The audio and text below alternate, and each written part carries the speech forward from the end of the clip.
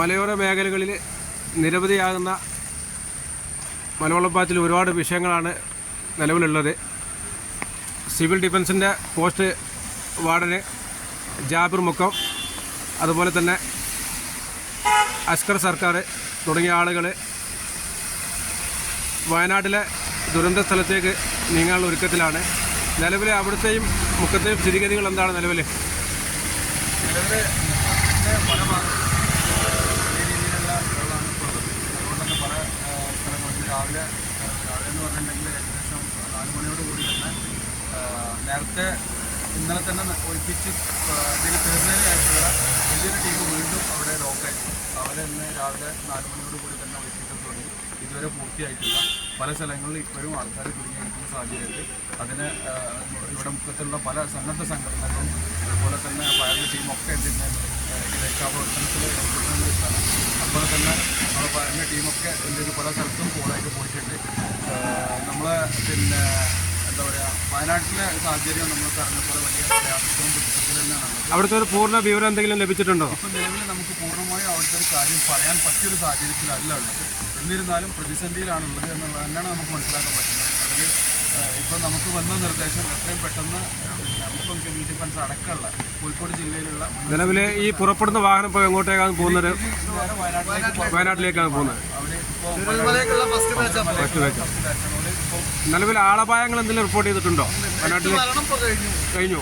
Already നേരത്തെ 8 മരണം വന്നിട്ടുള്ളതിന് ശേഷം വീണ്ടും മരണം റിപ്പോർട്ട് ചെയ്തിട്ടുണ്ടെന്നാണ് അറിയാൻ പറ്റുന്നത്. ഇപ്പോഴുള്ള ഈ കണ്ടീഷനിൽ സ്ഥിരീകരിക്കാൻ പറ്റും. നിലവിലെ കേരളക്കാരെ സംബന്ധിച്ചോളം കർണാടകയിലെ ഒരു ദുരന്തം തന്നെ താങ്ങാൻ കഴിയാൻ നിൽക്കുന്ന അവസ്ഥയിലാണ് ഇപ്പോൾ ഉള്ളത്. മറ്റൊരു ദുരന്തമായിട്ട് മാറുകയാണ് വയനാട്. ഈ സ്പോട്ടിൽ അതൊന്ന് ശരിക്കും കണ്ട് അതിന്റെ വ്യാപ്തി മനസ്സിലാക്കാനുള്ളൊരു അവസരം ഇപ്പം നിലവിലായിട്ടില്ല.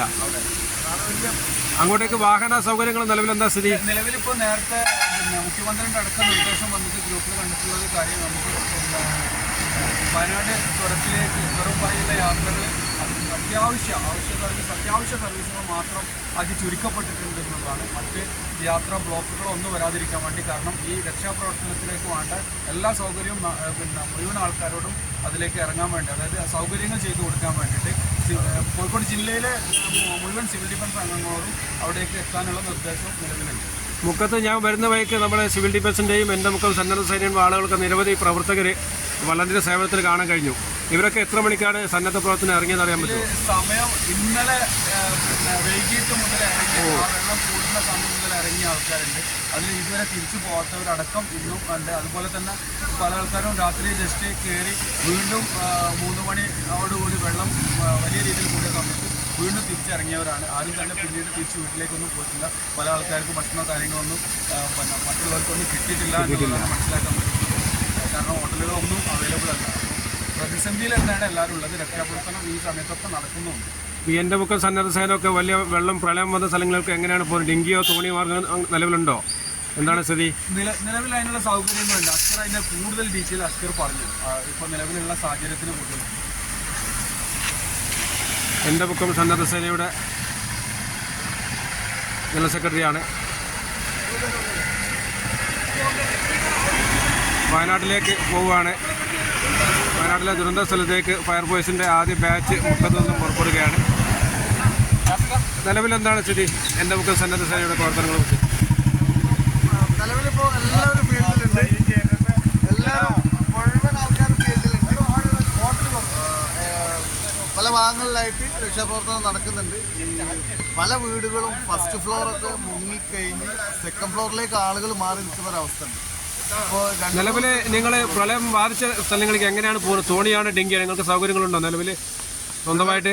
നിലവിൽ ബോട്ട് അതായത് ചെറിയ ഫൈബർ ബോട്ടുകൾ ഇപ്പോൾ ഇവിടെ അവൈലബിൾ ഉണ്ട്. തൽക്കാലം നമ്മൾ മറ്റുള്ള ടീമിന്റെ ഫൈബർ ബോട്ട് വെച്ചിട്ട് നമ്മൾ അഡ്ജസ്റ്റ് ചെയ്യുന്നത്. സ്വന്തമായിട്ട് സേനയ്ക്ക് ഡിങ്കി നിലവിലുണ്ടോ? എൻ്റെ മുക്കം സന്നദ്ധ സേനയ്ക്ക് ഇല്ല, സബ്സ്റ്റിറ്റ്യൂട്ടായിട്ട് ചെയ്യാണ്. ഒരു ഡിങ്കി നിങ്ങളൊരു ആവശ്യമാണ് എൻ്റെ മുക്കം സന്നദ്ധ സേന തീർച്ചയായിട്ടും അല്ലേ? ഇത്തരം പ്രളയത്തിൽ ഇങ്ങനെയുള്ള സാഹചര്യത്തിൽ വലിയ അത്യാവശ്യമായിട്ട് മാറുകയാണ്. ഓക്കെ. കാരണം ഇപ്പോൾ പിന്നെ ഫയർ സ്റ്റേഷനിലുള്ള 2 ഡിങ്കും പുറത്തുള്ളത്, പുറത്തേക്ക് പോയി. പോയിട്ട് ഇപ്പോൾ ഇവിടെ ഒരു 3 ഫാമിലി ഒരു സ്ഥലത്തും, പിന്നെ ഇവിടെ ഒരു കുറച്ച് വർക്ക് ചെയ്യുന്ന കുറച്ച് 4 ലേബേഴ്സും ഉണ്ട് കുടുങ്ങി കിടക്കുന്നത്. അവരൊക്കെ സേഫാണ്, പക്ഷേ വെള്ളം കൂടിക്കൊണ്ടിരിക്കുകയാണ്. അവരെ പുറത്തിറക്കണം എന്നുണ്ടെങ്കിൽ ഈ പുറത്തേക്ക് പോയ 2 ഡിങ്കിൽ രക്ഷ വന്നെങ്കിൽ മാത്രമേ അവരെ രക്ഷപ്പെടുത്താൻ പറ്റുള്ളൂ. ഓക്കെ.